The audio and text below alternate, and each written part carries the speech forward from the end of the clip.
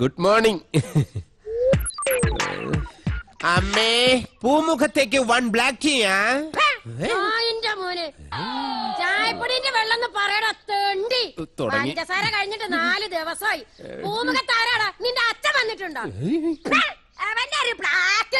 എന്റെ അമ്മയാണത്രേ അമ്മ. അപ്പൊ മരിച്ചു പോയത് എന്റെ അച്ഛനല്ലേ? ശരിയായിരിക്കും. ഞാനാണെങ്കിൽ ലേശം വെളുത്തിട്ട, അച്ഛനാണെങ്കിൽ പ്യൂർ ബ്ലാക്കും.